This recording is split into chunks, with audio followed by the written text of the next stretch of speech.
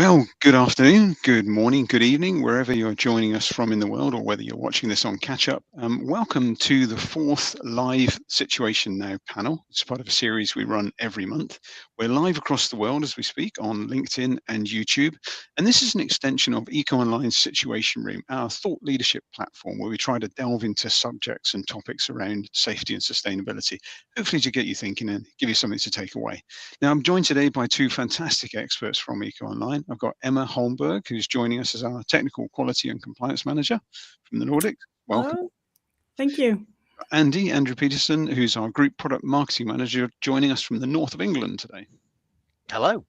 Hello, thanks for joining. Well, we've got a really short and sharp session for you today, about 15 minutes or so. Three interesting topics that we thought caught our eye in recent news around safety and sustainability. We're going to talk about the chemical incidents recently in the US that happened over May and June. We're going to talk about emergency readiness in connection with the football or soccer World Cup that's kicked off in America. And we're going to talk about lone workers in heatwave conditions. So three different but overlapping topics really for awareness, education, and hopefully to take some action. So let's dive straight in with the first one. Topic one, chemical incidents. Now, over the last month or so, there were three very serious chemical related incidents in the United States. In California, a storage tank with methyl methacrylate overheated at a GKN aerospace factory. And that began releasing gas, which led to the evacuation orders for 50,000 people and a state of emergency as well. In Washington state, a large chemical tank with about 900,000 gallons of corrosive white liquor imploded and collapsed at a paper mill. Tragically, that accident resulted in 11 deaths, and it became the deadliest workplace tragedy in the state for nearly 100 years.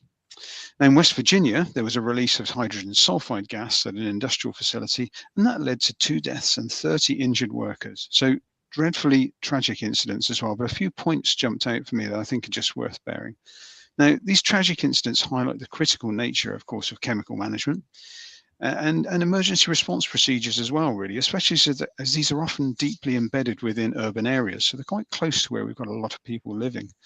And it also highlights the need to retain and respect safety legislation designed to prevent exactly these kind of incidents.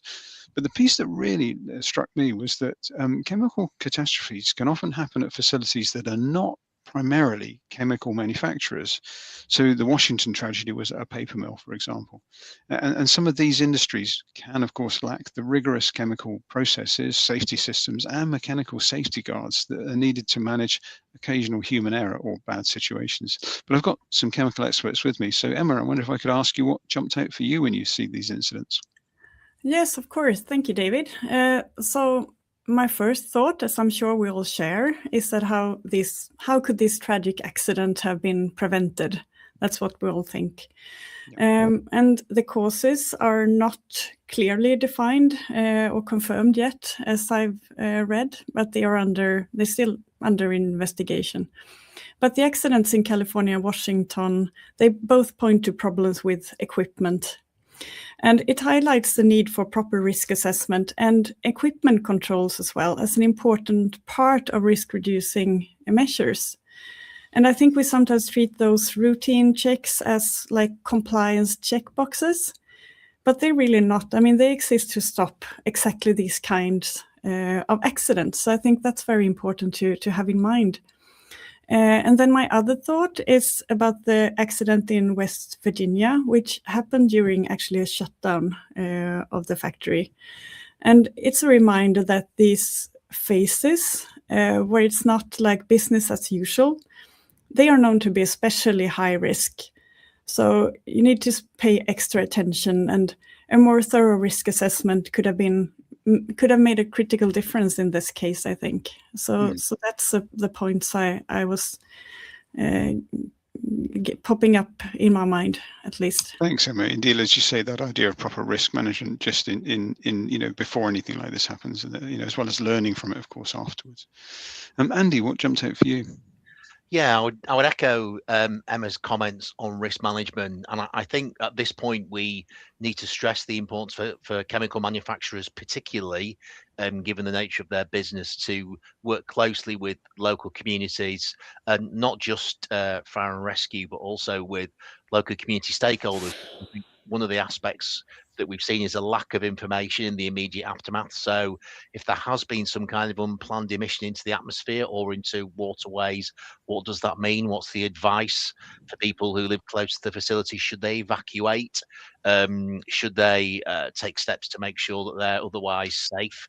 So they're really, really vital. And at a simpler, more basic level, these products should come with a safety data sheet, as they're known within the industry. And the safety data sheet, or SDS, which is the acronym, will contain specific instructions put together as to what to do around when the products effectively come into situations like this, where there's an emission or a skin exposure or through the air, or any of those kind of situations. And that's what they're there for. And they contain practical steps and also contact details for organizations and individuals to understand how they can keep themselves safe in the event of being exposed. So that's their nature. So it's always worthwhile, maybe not just the manufacturers, but if you are close to a manufacturer, to have that library of safety data sheets available to you to contain that vital information.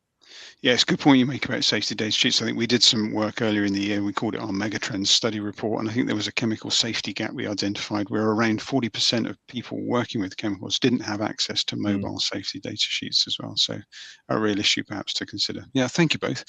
Second topic, which we jumped onto with the World Cup, and any football fan, of course, having a feast of matches to watch kicking off last week, running through to mid-July. The largest tournament ever, with 48 teams and 104 matches involved, co-hosted by 3 nations for the first time, the US, Mexico and Canada.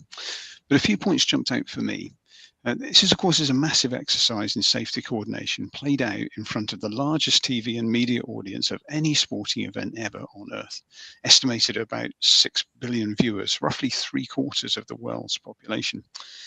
Now, of course, what they're viewing is not just the matches and the sport, but the security of the stadiums and, of course, the surrounding infrastructure, because there's a lot of people involved in this, in the fan zones, in transit hubs, and a complex ecosystem, if you like, of interconnected risks. So in that context, it was great to see that EcoOnline are actually supporting public authority teams over in the North American territories with our D4H crisis and emergency management software as they prepare for and respond to and manage critical moments during this massive tournament. So it was good to think we're a small part, if you like, of this enormous event. Emma, what might have jumped out for you?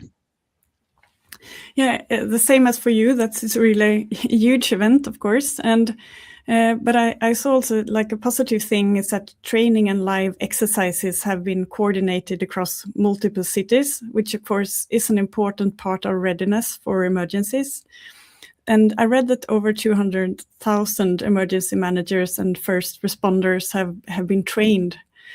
But I think that, I mean, even with extensive training and live exercises, it's hard to predict how an organization this large will perform like under real pressure. And I especially, I think, at the handoff points, because there are so many actors here. So when responsibility passes from one actor to another, like across federal, state, local levels, between police, medical, transit teams. And I think it's crucial to have a robust crisis management system in place before an emergency hits, with defined communication paths, escalation routes, and decision chains. So let's hope they have all of that in place as well. Yeah, indeed, you're absolutely right. And of course, that's why I think there's been so much interest in our emergency management and crisis response system, because of course it doesn't just help people when they're managing it in the heat of the moment, but also to learn from it afterwards and to be able to see what happened and be able to step through the learning from that. Andy, what jumps out for you when you think of that setup? Yeah, thanks, David. I think one of the aspects for that's probably we were aware of beforehand was the impact of severe weather, or the potential impacts of severe weather. As you say, it's been played across 3 countries, which is unprecedented in the history of the tournament. And we actually saw a friendly last week involving England that was actually postponed for an hour due to a downpour in Florida. And there are a number of other scenarios in which I also think the England training camp was threatened by a tornado warning last week. So we do smile about it, but these are all things which the organising bodies will have to legislate for. There's talk if there's a storm in the area of having to postpone the game for several hours at a time. And what we've just discussed, you may have 50, 60, 70,000 spectators in the stadium that will then have to leave, be transported safely and securely away from the venue. And the processes around getting them back in, should they want to come back in, the game is restaged. So it's a highly complex picture. There was also a little bit of controversy last week around whether or not spectators, who are the second most important part of this beyond the players, will be able to bring water bottles, empty water bottles, into the stadium. And in say Mexico, obviously there's a chance of possibly severe dehydration in the weather for spectators too. But what I would say is, to this point, things have passed off relatively calmly so far, and that is not an accident. Brilliant. Yeah, really good point indeed. It may look very easy, but it really isn't. So yeah, good point to make. Thanks, Andy. Okay, so our third topic to round us off today, we're talking in the context of heat, picking up from what Andy was saying there about lone workers in heat waves. We had some record-breaking hot weather in the UK here in May, and we're set, of course, heading for the summer as well. And that sort of brought lone workers' safety into sharp focus. But we've had some companies like British Land, for example, implementing emergency project rules to ban lone working on high-risk sites, with workers remaining in pairs or teams so they can monitor each other for immediate signs of heat stress. And a few points resonated there for me. It's entirely possible that some safety managers and operations leaders may not realise the severity of this issue and its implications as well. The idea of self-regulating, the idea of people being able to spot, when they're actually struggling, really is a bit of a fallacy. It's a bit of a mistake. You can't rely on a lone worker to just stop when they feel too hot, because heat exhaustion actively degrades decision making and can induce confusion as well. So a lone worker suffering from heat stress could be in a really bad situation before they even know it. And it's important not to rely on passive check-ins. You need some active intervention to make sure that people are being checked up on. And the best way to do that perhaps is to use automated technology, which is becoming much, much more relevant and available now. Person down sensors where a person hasn't moved for some time, and maybe applications with GPS trackers and emergency cascades as well. So it's really important to take this as seriously as any other aspect of safety, and perhaps more so, and introducing dynamic trigger points so there are clear localized thresholds for when this becomes an issue that people have to step in and act on. Emma, what might jump out for you? Yeah, thank you, David. Yeah, I mean, again, I like to talk about the risk assessments, and I think this shows how important it is that risk assessment cover more than a standard scenario, and that they are revised regularly. Like a heat wave scenario is easy to overlook when you're doing your risk assessment in the middle of winter. So you need to revise your risk assessment to also take into account scenarios which you did not have in mind when you did it maybe the first time. And we will also see increasing amount, of course, of heat waves going forward. And I think also it's about raising awareness, as you were talking about a little bit, David, as well, in the workplace, about lone working and the risks that are associated with it. And actually to put the right measures in place for the actual conditions. Like a control that works in one scenario may not work in another. And so if working in pairs isn't possible, is there another control that works better, like the ones that you presented with electronic, different kinds of digital helps that you can have. Yeah, perfect. Thanks, Emma, indeed. Andy, on the same subject for you. Sure, no. I think just a couple of things to really stress to people who work in organisations which have lone workers. Heat stress turns lone work into a higher risk activity, and there's ample proof of that. So it's really worthwhile remembering that a task which is low risk in wherever you are in the world, say in the UK in March, where it's generally quite temperate, becomes a much higher risk activity during a heat wave. It can prompt things like dehydration, fatigue, dizziness, and impaired judgment. And they can all develop quickly when someone is working alone in heat stress conditions. And I think the other one is that these symptoms can develop gradually as well. So you talked earlier on about workers going in pairs and one monitoring the other on a mutual basis. So somebody remains alone, there might not be anybody to recognize the symptoms, which is what you talked about earlier on, and having that ability to identify a worker and enabling them to check in or monitor signs of potential heat stress and the impacts on them and their environment is very important, and can also head off potentially serious incidents.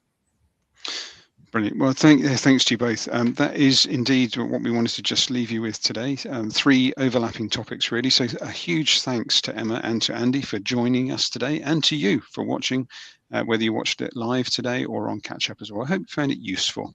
So there's more on the main Situation Room platform on our LinkedIn feed. There's an article there this month on manufacturing safety and why some might overlook the benefits, if you like, rather than just seeing this as a compliance or cost center. There can be some wider benefits to keeping people safe as well.